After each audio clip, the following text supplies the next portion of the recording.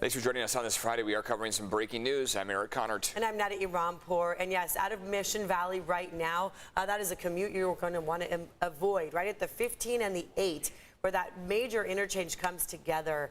Right now, CHP, they're on the scene of a major incident. Yeah, Honda CRV trapped underneath a jackknifed semi-truck, an Amazon truck. Responders are right there at the scene, and so knows our Dana Marie. She's live with the latest details here. What's going on out there? Well, good morning to you both. It's a very active scene right now. The 15 northbound freeway is absolutely closed. Many people are being diverted to Adams Avenue or the 8 freeway. So I'm going to step out of the way to give you a closer look at what's happening here. But you can see that Amazon semi-truck finally being taken off the freeway. It was blocking all lanes, which is why they had to shut 15 northbound. Now, actually, this is the second semi-truck crash that we've seen just in the past 2 weeks in terms of a storm here. So CHP officers as well as San Diego Fire and Rescue are telling me this is an extremely dangerous and slick area because of this downward slope. Now, in terms of what happened, you heard Eric say there that a Honda CRV crashed into the truck after it slid across those lanes. It was trapped underneath that semi-truck. I'm being told that the driver was by themselves. Crews responded and needed heavy equipment and 12 people to get that person out.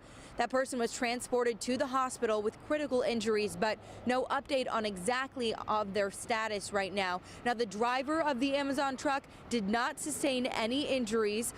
Here on scene, there is a hazmat crew because oil is spilling from that truck. So not only are they trying to get that semi-truck off to the side of the freeway to reopen, but they're also soaking up that oil on the road. Now, again, just last week, we saw a similar crash. A UPS semi-truck driver was actually killed when he lost control of his rig on this exact highway, almost exactly here. So Officer Castro, I spoke with CHP, who says that not only semi-trucks, but also cars need to make sure that they are going slow in this location.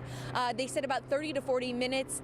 This should be cleared up, but of course, keep looking, checking back in with us to make sure that it's open. Again, 15 northbound Adams Avenue is where that traffic is being diverted. When I got off the exit, there was a large backup, so do expect to wait some time on that freeway. They're also diverting people to the 8 freeway as well, which is right to the left of me. Stick with us for any updates in terms of how this cleanup is going here on CBS 8 and CBS8.com. Live on the 15 freeway, I'm Dana Marie McNichol. I'll send it back to you.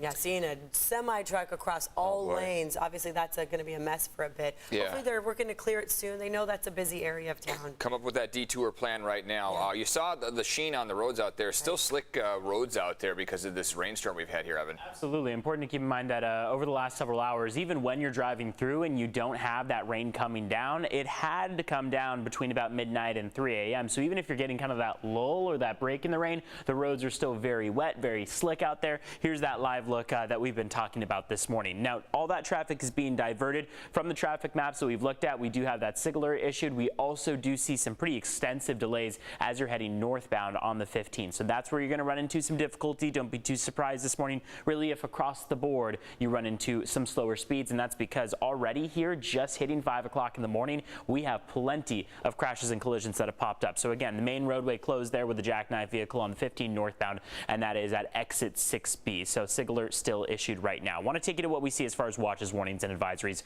for your forecast. High surf advisory along the coast, winter weather advisory that'll take effect tomorrow along your mountaintops, and a wind advisory for the deserts. Looking at this wave that came through, again, between about midnight and 3 a.m. was where the bulk of it was, but right now we're starting to pick up on more scattered activity. Essentially through the South Bay is where we're seeing the bulk of it as we speak. However, up toward North County, we're going to come into another wave or so over the next several hours. So do not let your guard down by any means. It looks like between now and closer to noon is where the bulk of activity is going to take place, and then we'll start to see things lessen in their intensity.